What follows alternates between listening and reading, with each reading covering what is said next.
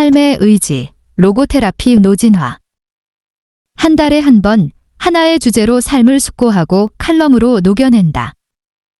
이번 달 주제는 삶의 의미다. 빅터 프랭클의 저서 죽음의 수용소, 삶의 의미 등을 추석 전 즈음부터 읽었으니 꽤 오랜 시간이 걸렸다. 추석 인사로 지인들에게 삶의 의미에 관한 짧은 글을 보냈다.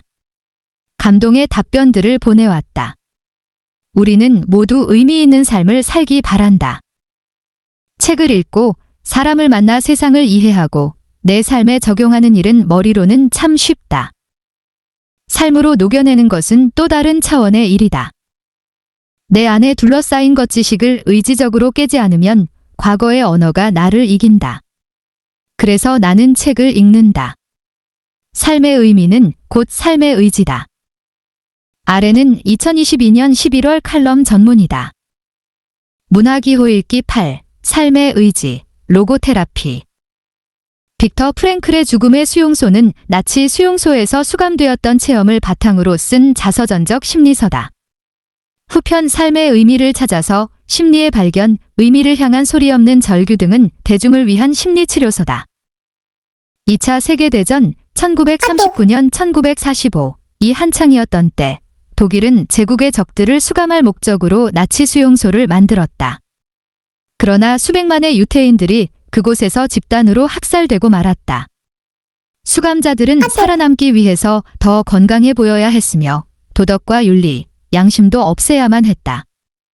복종은 의무였으며 삶과 죽음의 갈림길은 선별이라는 단순한 손짓 하나에 달려 있었다.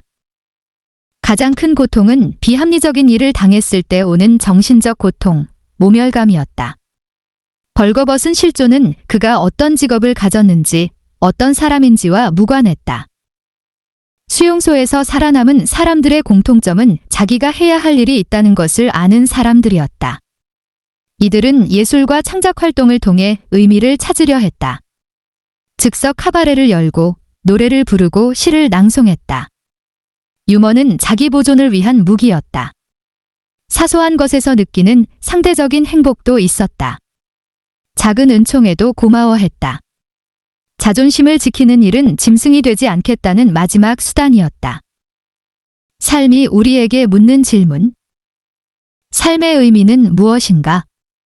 라는 질문은 고대 헤브루인들에게 당신은 신을 믿습니까? 라는 질문만큼이나 흥미로웠다. 인식의 주체가 없으면 세계는 이해될 수 없었다. 정신분석학자들은 존재에 대해, 프로이트는 쾌락을, 메슬로는 계층적 욕구를, 아들러는 사회적 지위라고 생각했다. 빅터 프랭클은 의미를 찾고 성취시키려는 의지를 기본적인 인간의 욕구라고 주장했다. 곧 로고테라피다. 로고테라피는 미래에 초점을 두고 책임감을 존재의 본질로 본다. 즉, 개인의 가치와 삶의 목적, 사명을 정의하는 것이다. 로고스는 의미를 뜻하는 그리스어로 실존주의 정신의학 용어이다. 실존주의자들에게 중요한 것은 개인으로서 인간이다. 셰익스피어는 트로일러스와 크레시다에서 트로일러스와 헥토르 대화는 의미와 가치의 등가를 잘 설명하고 있다. 우리가 가치를 붙여주지 않으면 무슨 의미가 있겠습니까? 가치란 특정 의자에 놓여 있는 게 아니다. 그 자체로 소중하다는 점에서 평가받고 위엄을 가지고 있기 때문이지. 수용소에서 정신적 붕괴 과정은 첫째는 충격, 둘째는 무관심이었다. 가치를 부정당한 존재는 마치 유령 같았다. 생명은 있으나 그 존재가 무가 되어 버린 것이다. 그렇다고 모든 것이 의미 있어야 할 필요는 없다. 쓸모 없어서 쓸모 있을 때도 있다. 장자의 소유유 내 편에 등장하는 가죽나무는 온몸에 혹이 있어 어떤 목수도 거들떠보지 않았다. 아무도 베어가지 않으니 누군가 나무 아래서 낮잠을 잘 수 있었다. 의미를 발견하는 방법. 의미 기호는 말과 사물에 대한 기표, 표현, 와기의, 내용, 사이의 자의성으로 해석된다. 자의성은 서로 관계하지 않으나 문화와 맥락에 따라 의미작용이 일어나는 것이다. 이는 숨은 메시지와 심연을 함축하고 은유, 상징, 코드화를 통해 드러난다. 즉, 의미를 발견한다는 것은 하나의 기호를 획득하는 것이며 그것이 하나의 상징이 되어 살아 숨 쉬면 생명력이 된다. 대개는 의미가 너무 가까이 있어 발견하지 못한다. 빅터 프랭클은 삶의 의미를 찾아서 내서 의미를 찾는 방법에 대해 3가지를 언급한다.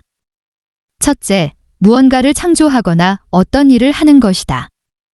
둘째, 선이나 진리, 아름다움을 체험하는 것, 자연과 문화를 체험하거나 사람을 사랑하는 것이다. 셋째, 실현을 통한 것이다. 봉사할 이유, 사랑을 주는 것이다. 하다라는 동사는 어떤 태도를 취하기로 결정하는 것이다. 키에르케고르는 삶의 의미를 윤리적, 종교적, 심리적인 것을 주장한다. 윤리적인 것은 결혼, 가족, 일, 사회적 책임 등의 역할에 대한 것이다. 종교적인 것은 영원성, 초월에 대한 개념이다. 심리적인 것은 쾌락의 추구로 보았다. 우리는 매 순간 삶의 방향을 찾고 의미를 추구한다. 내가 타인과 같지 않듯이 삶의 의미도 누구와 같지 않는다. 다만 언어로 표상된 것들이 비슷하다고 지각될 뿐이다. 내가 선택한 모든 것들은 이유가 있었다. 그때의 선택은 최선이었다. 지금의 선택도 최선일 것이다. 구체적이고 현실적인 삶.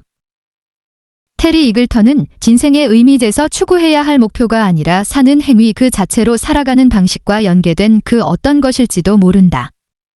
결국 서사의 의미는 그 단어의 양가적인 의미대로 결말뿐 아니라 서사 과정 그 자체에 있다고 말한다.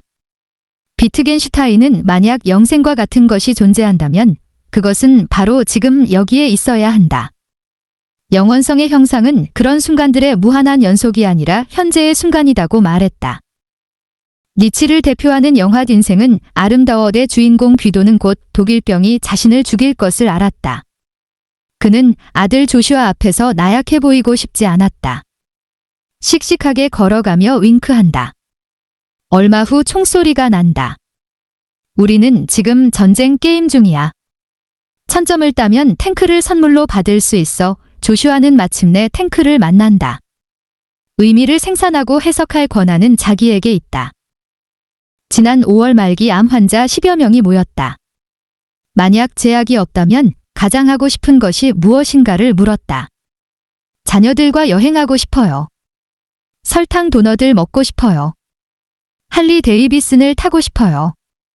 드럼을 배우고 싶어요. 막연한 것이 아니라 구체적이고 현실적이었다. 왜 살아야 하는지 아는 사람은 그 어떤 상황도 견딜 수 있다. 니체의 말이다.